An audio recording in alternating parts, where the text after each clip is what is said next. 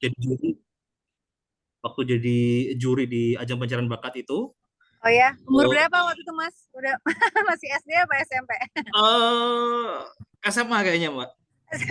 Ya, Karena aku barusan ketemu orang juga aku ngikutin Mbak loh. Waktu itu aku masih SD, aku ngerasa kayak, aduh. Mbak Titi Rajo Patmaja. Ya, Selamat sore Mbak Titi. selamat sore Mas, apa kabar? Good to see you Mbak.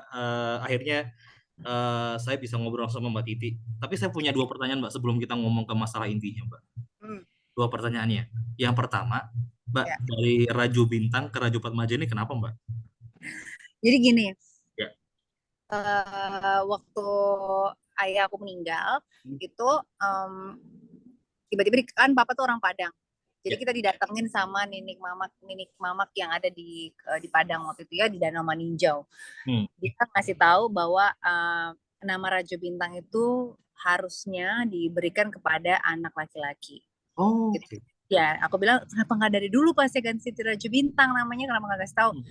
Mereka tuh segan sama bokap karena kan papa aku ya salah satu orang yang dipandang lah di kampung ya. Oh. Jadi orang tua yang dipandang juga. Jadi kayaknya mereka segan untuk ngasih tahu.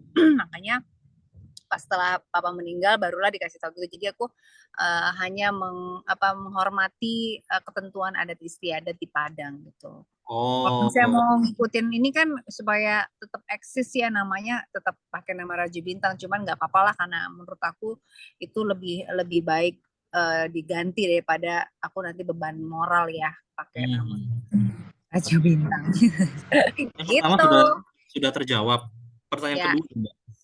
Mbak Titi kan dulu waktu di eh, apa namanya jadi judges di bukan bukan judges ya, iya jadi juri Ya. di Ajang Pencarian itu kan dikenal Mm. sebagai as a drummer gitu.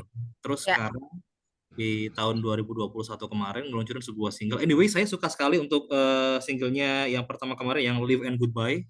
Itu nggak tahu itu keren banget sih Mbak, asli. Asli itu keren banget. Itu keren Aduh, banget. makasih. Nah, terus jadi seorang penyanyi ini gimana ceritanya gitu? Atau emang dari dulu emang sudah seneng nyanyi atau gimana Mbak?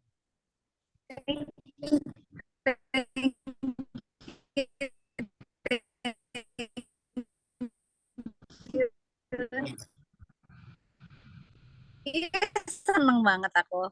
Ngerin ya, Iya, iya, iya. obsesi terpendam. Iya, Tapi iya. gini, kan aku tuh udah zaman dulu kan sering banyak band ya, misalnya kayak kayak Slang, kayak Noah, Hmm. Kotak dan sebagainya. Seringnya featuring dengan band-band. Jadi kayak aku ngerasa kayak aku nggak mau featuring terus. Aku pengennya sendiri. Tapi juga waktu itu nggak pengen ada band. Hmm. Tapi makanya sekarang aku memutuskan untuk mempraktekkan apa yang aku pelajarin di sekolah. Dulu kan aku ngambil S1 musik kebetulan as a music director, as a apa namanya banyak lah ya di situ ya. Jadi aku pengen mempraktekkan semuanya itu sekarang dalam arti musik aku yang aku produce sekarang itu aku memproduksi sendiri, Iya, mengaransemen iya. sendiri, main sendiri, main drum sendiri, nyanyi sendiri, semuanya sendiri, all by myself judulnya. Alias sebenarnya menghemat budget Hmm. Iya, iya, iya, iya, iya, iya. gitu. Jadi pengen mencoba sesuatu yang belum pernah aja sih gitu. Tapi kalau ngomongin masalah sesuatu yang belum pernah ada, jujur sih Mbak, genrenya dari single yang pertama kemarin itu yang Live and Goodbye itu apa sih Mbak? Pop Nah atau itu aku paling bingung loh kalau ditanyain nah genre kan? itu apa ya. Iya, karena Nggak enak banget. ngerti aku juga kemarin apa namanya daftar di AMI Award juga bingung Heeh. itu genrenya apa ya. Kalau menurut Mas apa genrenya? Kayaknya mix mix and heal ya. Emang ada Iya. genre itu? Iya, jadi kayak healing song gitu loh, Mbak. Ngerti gak sih healing song? Jadi Ya ya dengerin, gitu ya. iya kan, denger lagu tuh sambil kita merem gitu, Mbak. Pakai Iya pakai iya. pakai headset tuh kayak gila enak banget gitu loh. Iya tapi ada elektroniknya juga, Nah, ada betul. elektroniknya, ada popnya juga sedikit kali ya. Apa gimana sih Mhm. aku nggak tahu deh. Healing song ya berarti ya. Iya, healing song. Iya ya, healing song cocok kayak misalnya kita di atas gunung gitu ya kan, sambil Iya kita iya. merem kayak gitu. Terus tahun ini Mbak Titi ngeluarin lagi Flow. Katanya kalau Ya. saya cara-cara informasinya ini terinspirasi dari pengalaman spiritual. Iya betul. Gila, Mbak Titi sekarang apa nih? Jadi apa nih? Jadi seorang yogi kah atau apa nih sekarang nih? Nggak ada nggak terlalu suka yoga malahan. Jadi daripada ini kayak rasa berterima kasih aku sama Tuhan sih. Ini sebenarnya ada Ah, di Live and Goodbye juga. hmm. Konsepnya masih single pertama dan kedua itu masih konsep ketuhanan gitu. Jadi ini kayak rasa berterima kasih aku sama Tuhan terhadap yang Tuhan udah kasih sama aku. Menurut aku juga ada rezekinya. Karena dibalik kayak rasa terima kasih aku sama Tuhan, tapi bukan lagu religi ya. Ya, jadi lebih ke Iya. spiritual. Apakah ada hubungan dengan ini Mbak, dengan pandemi COVID ini? Ada hubungan? Ada hubungan sama sama ini ya, sama kebucinan aku zaman dulu sih ini.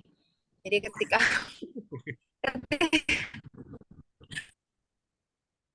aku bucin dan menggantungkan diri aku sama manusia gitu, kayak selalu dikecewain gitu.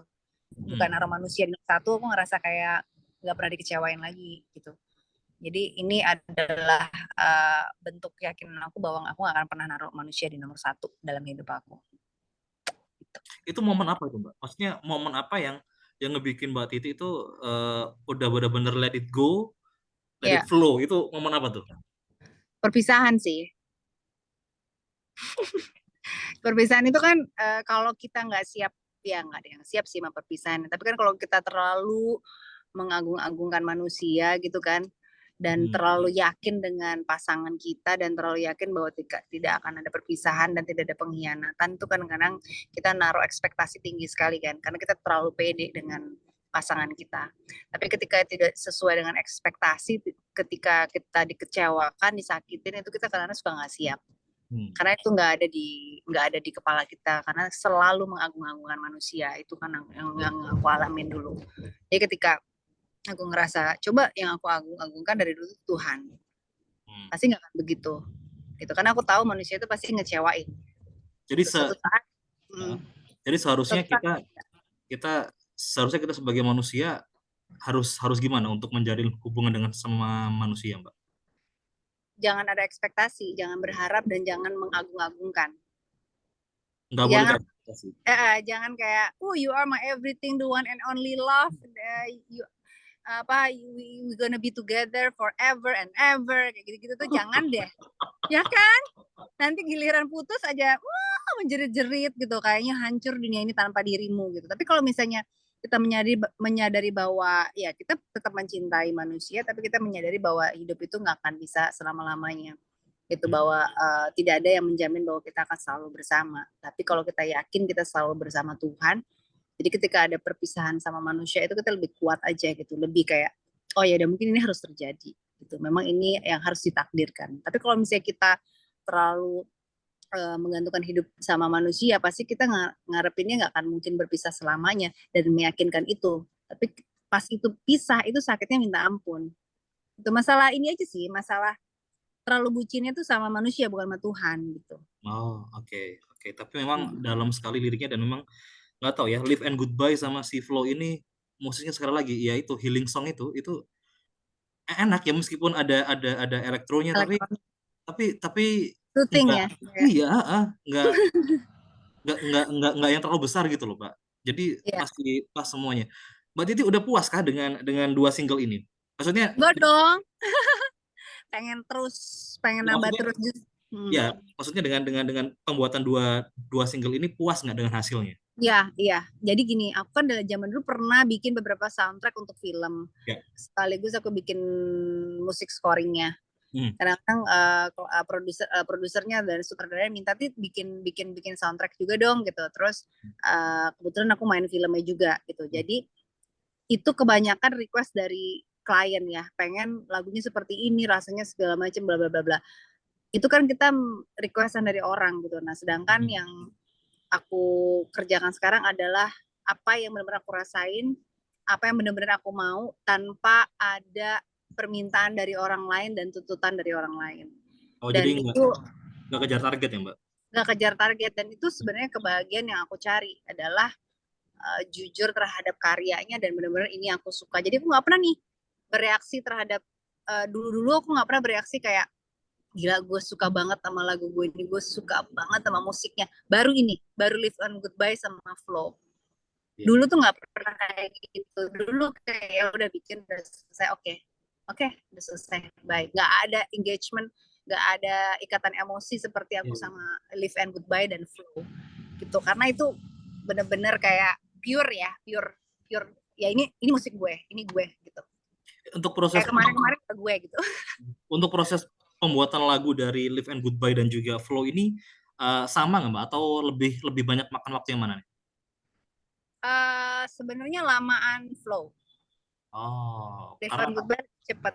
Karena kalau Flow kalau Live and Goodbye itu kebanyakan tuh hampir 80-an% itu aku yang mengerjakan. hmm, Sisanya Petra. Jadi nggak banyak campur tangan ya.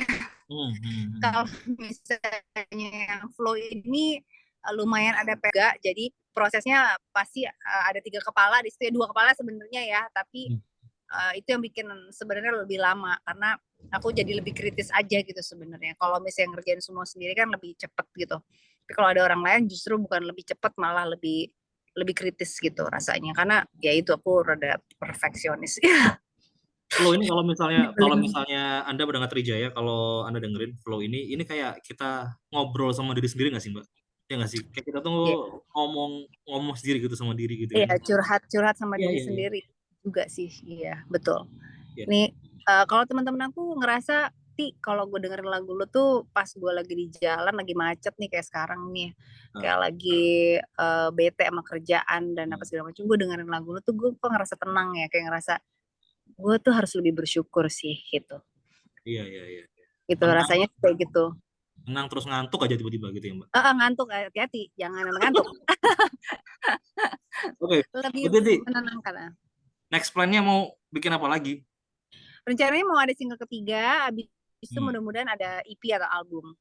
Mbak, Pengen sih Mbak saya konsisten ya. boleh Mbak saya boleh boleh request nggak sih Mbak? Apa?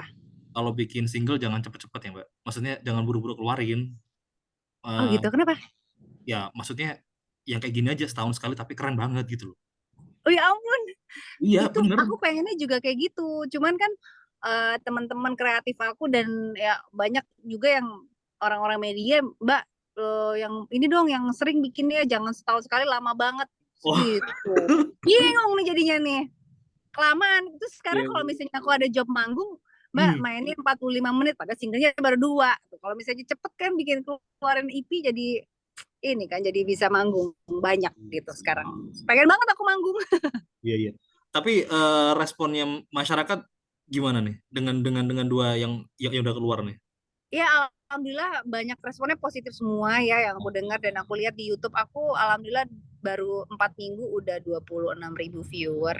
Wow, Buat aku sih banyak, kayak maksudnya wow. untuk bahasa Inggris dan aku sebagai penyanyi kan masih dibilang baru ya gitu. Kalau sebagai public figure mungkin udah banyak yang tahu, tapi kan kalau establish di musik aku masih mengakui aku masih baru gitu loh. Jadi menurut aku sambutannya sangat baik, makanya itu adalah semangat buat aku juga untuk pengen ngeluarin lagi single yang lain gitu dengan rasa yang lain, dan mungkin akan ada bahasa Indonesia juga supaya orang bisa singelong kali ya. Iya iya iya. Kemarin banyak komplainnya, paling itu komplainnya, kenapa bahasa Inggris susah banget, gue mesti Iya iya. ngafalin pas segala macam kayak gitu-gitu sih. Iya. Aku tuh Kalau Mas setujunya bahasa Inggris atau bahasa Indonesia? bahasa Inggris. Aku tuh masih aku tuh masih masih keinget loh dulu waktu itu kan kalau lagi juri itu kan judes banget ya. Iya. Eh, iya Oh, iya.